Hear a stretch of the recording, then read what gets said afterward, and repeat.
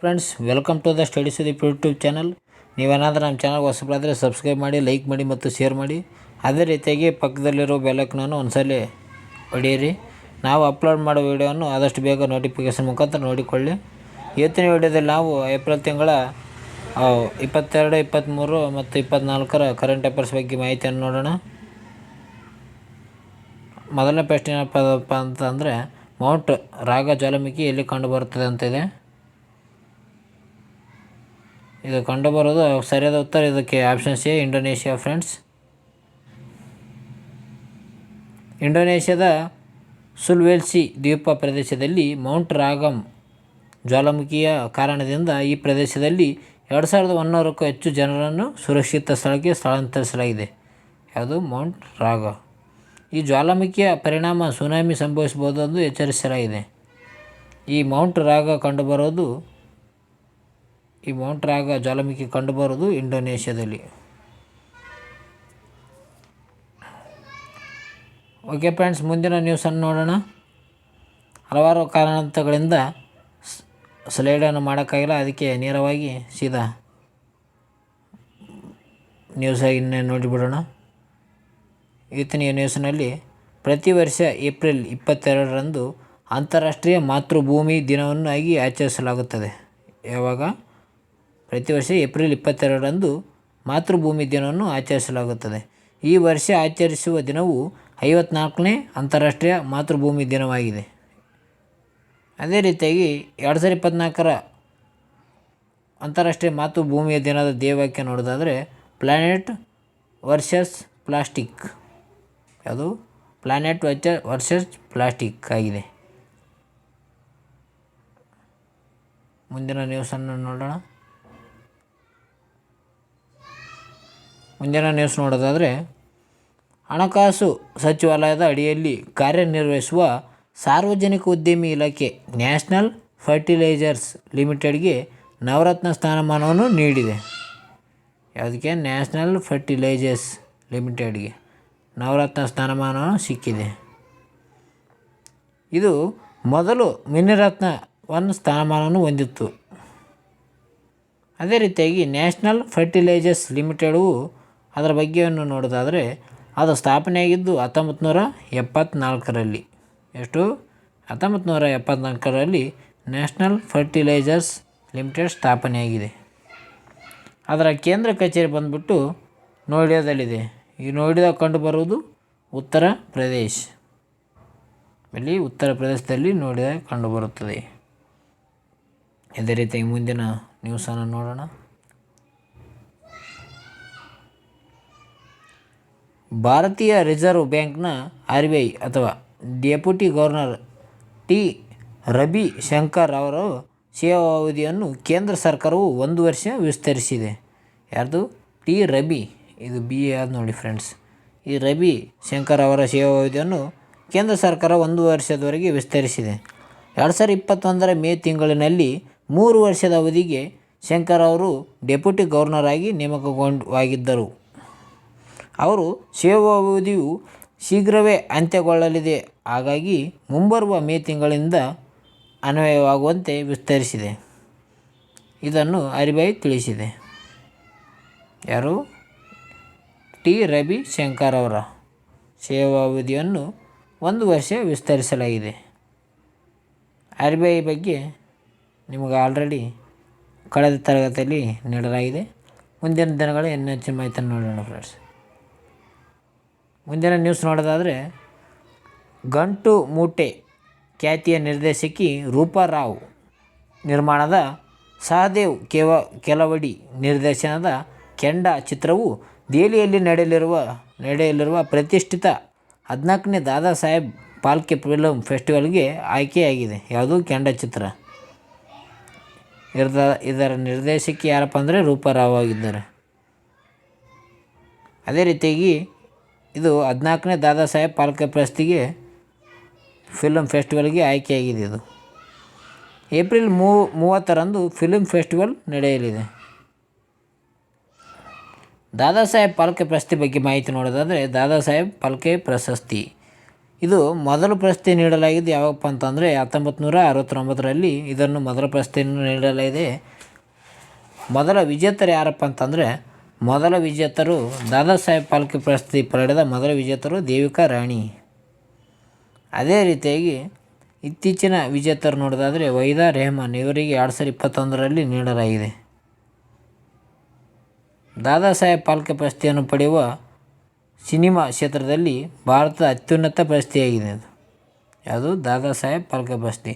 ಅದೇ ರೀತಿಯಾಗಿ ಕನ್ನಡದಲ್ಲಿ ಡಾಕ್ಟರ್ ರಾಜ್ಕುಮಾರ್ ಅವರಿಗೆ ನೀಡಲಾಗಿದೆ ಮತ್ತು ಇನ್ನೊಬ್ಬರಿಗೆ ಯಾರಿಗೆ ನೀಡಲಾಗಿದೆ ಅಂತ ಕಮೆಂಟ್ ಮೂಲಕ ತಿಳಿಸಿ ಫ್ರೆಂಡ್ಸ್. ಮುಂದಿನ ನ್ಯೂಸ್ ನೋಡೋದಾದರೆ ವೆಸ್ಟ್ ಇಂಡೀಸ್ ಮತ್ತು ಅಮೆರಿಕ ಸಹಭಾಗಿತ್ವದಲ್ಲಿ ಜೂನ್ 1ರಿಂದ 21ರವರೆಗೆ ನಡೆಯುತ್ತಿರುವ T20 ವಿಶ್ವಕಪ್ನ ರಾಯಭಾರಿಯಾಗಿ 10th ದಂತಕಥೆಯಾಗಿರುವ ಉಸೇನ್ ಬೋಲ್ಟ್ ಅವರನ್ನು ಅಂತಾರಾಷ್ಟ್ರೀಯ ಕ್ರಿಕೆಟ್ ಕೌನ್ಸಿಲ್ ನೇಮಕ ಮಾಡಿದೆ. ಯಾರನ್ನ? ಉಸೇನ್ ಬೋಲ್ಟ್ ಅವರನ್ನು. ಇವರು ರನ್ನರ್ ಆಗಿದ್ದಾರೆ ಇವರು.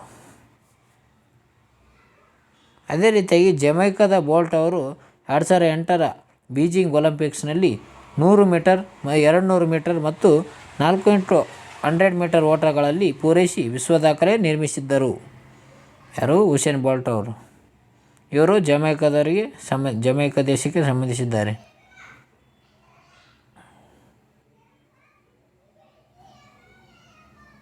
ಮುಂದಿನ ನ್ಯೂಸನ್ನು ನೋಡೋಣ ಫ್ರೆಂಡ್ಸ್. ಮುಂದಿನ ನ್ಯೂಸ್ ನೋಡೋದಾದರೆ ಯೋಧರು ಹಾಗೂ ಪೊಲೀಸರನ್ನು ಗಮನದಲ್ಲಿಟ್ಟುಕೊಂಡು ರಕ್ಷಣಾ ಸಂಶೋಧನೆ ಮತ್ತು ಅಭಿವೃದ್ಧಿ ಸಂಸ್ಥೆ ಆಗಿರುವ DRDO ಕಡಿಮೆ ತೂಕದ ಬುಲೆಟ್ ಪ್ರೂಫ್ ಜಾಕೆಟನ್ನು ಅಭಿವೃದ್ಧಿಪಡಿಸಿದೆ. ಯಾವುದು? ರಕ್ಷಣಾ ಸಂಶೋಧನೆ ಮತ್ತು DRDO ಸಂಸ್ಥೆಯು ಕಡಿಮೆ ತೂಕದ ಬುಲೆಟ್ ಪ್ರೂಫನ್ನು ತಯಾರಿಸಿವೆ ಜಾಕೆಟನ್ನು.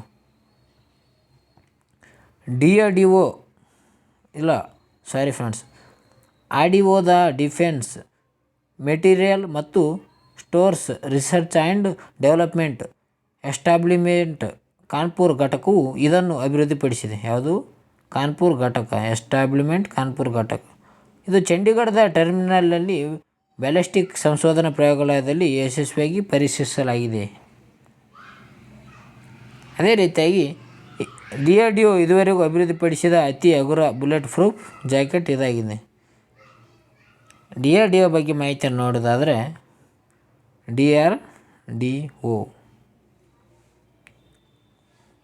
DRDO ಇದು ಸ್ಥಾಪನೆಯಾಗಿದ್ದು 1958ರಲ್ಲಿ. ಇದರ ಕೇಂದ್ರ ಕಚೇರಿ ನವದೆಹಲಿಯಲ್ಲಿದೆ. ನವದೆಹಲಿಯಲ್ಲಿ. ಇದರ DRDOನ ಕಾರ್ಯನಿರ್ವಾಹಕ ಯಾರಪ್ಪ ಅಂತಂದರೆ ಅದು ಸಮೀರ್ ವಿ ಕಾಮತ್ DRDOನ ಕಾರ್ಯನಿರ್ವಾಹಕರಾಗಿದ್ದಾರೆ. ಅದೇ ರೀತಿಯಾಗಿ ಮುಂದಿನ ನ್ಯೂಸ್ ನೋಡೋದಾದರೆ ರಾಷ್ಟ್ರೀಯ ಪಂಚಾಯತ್ ರಾಜ್ ದಿನ ಯಾವಾಗ ಆಚರಿಸಲಾಗುತ್ತದೆ? ಇದಕ್ಕೆ ಸರಿಯಾದ ಉತ್ತರ ಏಪ್ರಿಲ್ 24. ಏಪ್ರಿಲ್ 24ರಂದು ರಾಷ್ಟ್ರೀಯ ಪಂಚಾಯತ್ ರಾಜ್ ದಿನವನ್ನು ಆಚರಿಸಲಾಗುತ್ತದೆ. ಸಂವಿಧಾನದ 73 ತಿದ್ದುಪಡಿ ಕಾಯ್ದೆ 1992ರ ಅಂಗೀಕಾರವು ದೇಶದ ಪ್ರಜಾಪ್ರಭುತ್ವ ವ್ಯವಸ್ಥೆಯಲ್ಲಿ ಹೊಸ ಯುಗವಾಗಿದೆ. ಇದು ಬಲವಂತ್ ರಾಯ್ ಮೆಹ್ತಾ ಸಮಿತಿಯ ಶಿಫಾರಸಿನ ಮೇರೆಗೆ ಆಧಾರಿತವಾಗಿತ್ತು. ಯಾವುದು? ರಾಷ್ಟ್ರೀಯ ಪಂಚಾಯತ್ ರಾಜ್ ದಿನ. ಇದು ಬಲವಂತ್ ರಾಯ್ ಮೆಹ್ತಾ ಅವರ ಸಮಿತಿಯ ಶಿಫಾರಸು ಮೇಲೆ ಆಧಾರವಾಗಿದೆ. ಇದು ಪ್ರಸ್ತುತ ಕಾಯ್ದೆ ಏಪ್ರಿಲ್ 24, 1993ರಿಂದ ಜಾರಿಗೆ ಬಂದಿದ್ದರಿಂದ ಪ್ರತಿ ವರ್ಷ ಏಪ್ರಿಲ್ 24ರಂದು ರಾಷ್ಟ್ರೀಯ ಪಂಚಾಯತ್ ರಾಜ್ ದಿನವನ್ನು ಆಚರಿಸಲಾಗುತ್ತದೆ. ಯಾವಾಗ? ಇದು 1993 ಏಪ್ರಿಲ್ 24ರಂದು ಜಾರಿಗೆ ಬಂದಿದೆ. ಆದ ಕಾರಣ ಪ್ರತಿ ವರ್ಷ ಏಪ್ರಿಲ್ 24ರಂದು ರಾಷ್ಟ್ರೀಯ ಪಂಚಾಯತ್ ರಾಜ್ ದಿನವನ್ನು ಆಚರಿಸಲಾಗುತ್ತದೆ.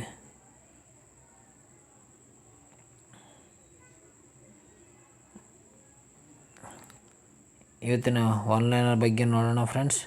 ಇವತ್ತಿನ ಒನ್ಲೈನರ್ ನೋಡೋದಾದರೆ ಮೈಸೂರು ಹನುಮಂತ ಸ್ವಾಮಿ ದಾಟಿಗೆ ಪುರಸ್ಕಾರವಾಗಿದೆ. ಅಂದರೆ ನಾವು ಆಡೋ ಕುವೆಂಪು ಅವರು ಬರೆದಿರುವ ಹಾಡುವನ್ನು ಅನಂತ ಸ್ವಾಮಿ ದಾಟಿಯಲ್ಲಿ ಹಾಡಬೇಕೆಂದು ಹೇಳಲಾಗಿದೆ. ಅದೇ ರೀತಿ ದೇಶದ ಶ್ರೀಮಂತ ಅಭ್ಯರ್ಥಿ ಪಿ ಚಂದ್ರಶೇಖರ್ ಆಗಿದ್ದಾರೆ. ಯಾರು? ದೇಶದ ಶ್ರೀಮಂತ ಅಭ್ಯರ್ಥಿ ಪಿ ಚಂದ್ರಶೇಖರ್. ಅಮೆರಿಕದಲ್ಲಿ ಟಿಕ್ ಟಾಕ್ ನಿಷೇಧ ಹೇರಲಾಗಿದೆ ಇತ್ತೀಚೆಗೆ. ಅದೇ ರೀತಿ ಮಹಿಳೆ ಫುಟ್ಬಾಲ್ ತಂಡಕ್ಕೆ ಚಾವೋಬಾ ಮುಖ್ಯ ಕೋಚ್ ಆಗಿದ್ದಾರೆ. ಯಾರು? ಚಾವೋಬಾ. ಅದೇ ರೀತಿ ಕುಸ್ತಿ ಸಂಸ್ಥೆ ಅಧ್ಯಕ್ಷರಾಗಿ ನರ್ಸಿಂಗ್ ಆಯ್ಕೆಯಾಗಿದ್ದಾರೆ. ಯಾರು? ನರ್ಸಿಂಗ್. ಕುಸ್ತಿ ಸಂಸ್ಥೆ ಅಧ್ಯಕ್ಷರಾಗಿ ನರ್ಸಿಂಗ್ ಆಯ್ಕೆಯಾಗಿದ್ದಾರೆ. ವೀಟೋ ಅಧಿಕಾರ ದುರ್ಬಳಕೆ, ಭಾರತ ಅಸಂವಿಧಾನ ಹೊರಹಾಕಿದೆ. ಅದೇ ರೀತಿಯಾಗಿ ಸುದ್ದಿಯಲ್ಲಿ ಕಂಡು ಬಂದ ಕ್ಯಾಪ್ರಿ ಸಿಟಿ ಯಾವ ದೇಶದಲ್ಲಿದೆ ಅಂದರೆ ಅದಕ್ಕೆ ಸರಿಯಾದ ಉತ್ತರ ಇಟಲಿ ದೇಶದಲ್ಲಿ ಕ್ಯಾಪ್ರಿ ಸಿಟಿ ಕಂಡುಬರುತ್ತದೆ. ಯಾವ ದೇಶವು ಫಿಯಾಲ್ಜಿ 1-2 ವಿಮಾನ ವಿರೋಧಿ ಕ್ಷಿಪಣಿಯನ್ನು ಪರೀಕ್ಷಿಸಿದೆ ಅಂತ ಹೇಳಲಾಗಿದೆ. ಇದಕ್ಕೆ ಸರಿಯಾದ ಉತ್ತರ ಕೊರಿಯಾವಾಗಿದೆ. ಇದಕ್ಕೆ ಅದೇ ರೀತಿಯಾಗಿ ರಾಷ್ಟ್ರೀಯ ಭದ್ರತಾ ಸಿಬ್ಬಂದಿಯ ಮಹಾನಿರ್ದೇಶಕರಾಗಿ ಯಾರು ನೇಮಕಗೊಂಡಿದ್ದಾರೆ ಅಂತ ಕೇಳಲಾಗಿದೆ. ಇದಕ್ಕೆ ಸರಿಯಾದ ಉತ್ತರ ನಳಿನ್ ಪ್ರಭಾತ್. ನಳಿನ್ ಪ್ರಭಾತ್ ಅವರು ರಾಷ್ಟ್ರೀಯ ಭದ್ರತಾ ಸಿಬ್ಬಂದಿಯ ಮಹಾನಿರ್ದೇಶಕರಾಗಿ ನೇಮಕಗೊಂಡಿದ್ದಾರೆ. 2023 ಮಾಲ್ಕಮ್ ಆದಿಶೇಷಿಯ ಪ್ರಶಸ್ತಿಗೆ ಯಾರನ್ನು ಆಯ್ಕೆ ಮಾಡಲಾಗಿದೆ? ಇದಕ್ಕೆ ಸರಿಯಾದ ಉತ್ತರ ಉತಾ ಪಟ್ನಾಯಕ್. ಉತಾ ಪಟ್ನಾಯಕ್ ಅವರನ್ನು 2023 ಮಾಲ್ಕಮ್ ಆದಿಶೇಷಿಯ ಪ್ರಶಸ್ತಿಗೆ ಆಯ್ಕೆ ಮಾಡಲಾಗಿದೆ. ಓಕೆ ಫ್ರೆಂಡ್ಸ್, ಇವತ್ತಿನ ವಿಡಿಯೋದಲ್ಲಿ ಇಷ್ಟೇ. ನೀವೇನಾದರೂ ನಮ್ಮ ಚಾನಲ್ ಹೊಸಬರಾದರೆ ಸಬ್ಸ್ಕ್ರೈಬ್ ಮಾಡ್ಕೊಳ್ಳಿ, ಶೇರ್ ಮಾಡಿ, ಲೈಕ್ ಮಾಡಿ. ಅದೇ ರೀತಿ ಪಕ್ಕದಲ್ಲಿರೋ ಬೆಲ್ ಐಕಾನ್ ಬಡೀರಿ. ನಮ್ಮ ವಾಟ್ಸಪ್ ಗ್ರೂಪಿಗೆ ಯಾರು ಜಾಯ್ನ್ ಆಗಿರಿ.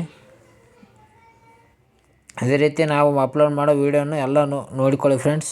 ಅದರಲ್ಲಿ ಸ್ಪರ್ಧಾ ವಿಜೇತ ಮ್ಯಾಗ್ಝಿನ್ ಕೂಡ ಹಾಕ್ತಾಯಿರ್ತೀನಿ, ಅದನ್ನು ನೋಡಿಕೊಳ್ಳಿ. ಓಕೆ ಫ್ರೆಂಡ್ಸ್, ಇವತ್ತಿನ ವಿಡಿಯೋದಲ್ಲಿ ಇಷ್ಟೇ. ಬಾಯ್.